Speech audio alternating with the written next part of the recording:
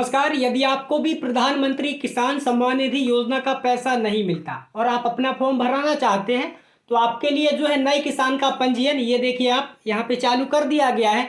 लेकिन यदि आप अपना पीएम किसान सम्मान निधि योजना के तहत अपना पंजीयन कराना चाहते हैं, नया रजिस्ट्रेशन कराना चाहते हैं, आप एक सीएससी बीएलई हो, एमपी ऑनलाइन संचालक या फिर एक किसान, घर बैठे भी आप ये काम कर सकते हो।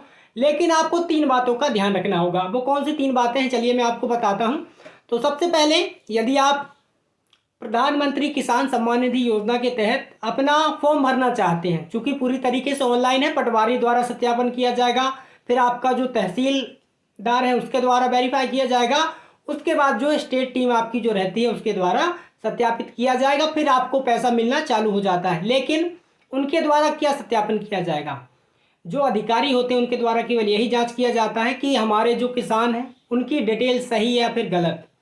तो ऐसे किसान जिनका 1 फरवरी 2019 के बाद भूमि स्वामित्व प्राप्त किया है, आप इसका फॉर्म नहीं भर पाएंगे।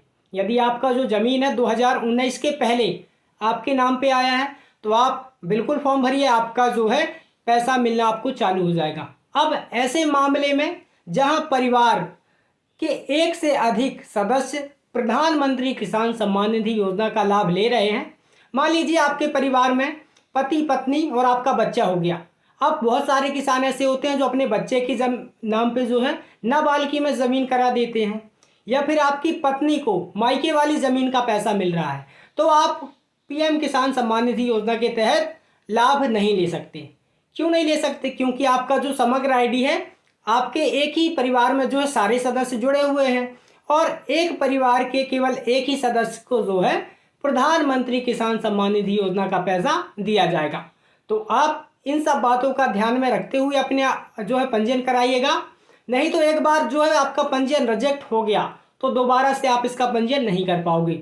और सबसे महत्वपूर्ण जानकारी, यदि आप अपना पंजीयन करना चाहते हैं, आप एक किसान हैं, तो आपके पास फार्मर आईडी होना ज़रूरी है।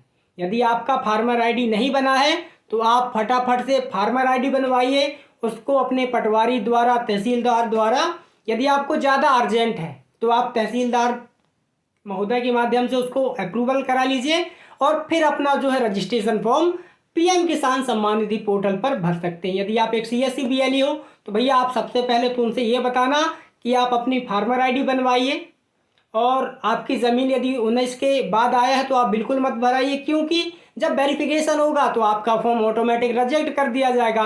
तो ऐसे में किसान परेशान हो जाएगा और दोबारा से आवेदन नहीं कर पाएगा। यदि सरकार द्वारा, केंद्र सरकार द्वारा जो है कोई भी संशोधन किया जाता है पीएम किसान सम्मान निधि योजना को लेकर, तो मैं उसकी जानकारी आपको साझा कर दूंगा। यदि आपने हमारे चैनल को सब्सक्राइब नहीं किया है तो चैनल को फटाफट से सब्सक्राइब कर लीजिएगा और बेल आइकन की जो घंटी है इसको प्रेस कर लीजिएगा, क्योंकि यदि आप अपना पंजीयन कर दोगे और रिजेक्ट हो गया तो आप दोबारा से इसका पंजीयन कर नहीं पाओगे।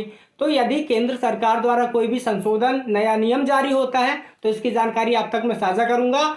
लेकिन यदि आपका ज़मीन जो है 2019 के बाद आपके नाम पे आया है और आपने जो किसी से ज़मीन खरीदा है तो आपको पैसा नहीं मिलेगा। यदि आपके पिता के नाम के बाद आपके नाम पे आई ज़मीन तो आपको किसान सम्मान निधि का पैसा मिलेगा।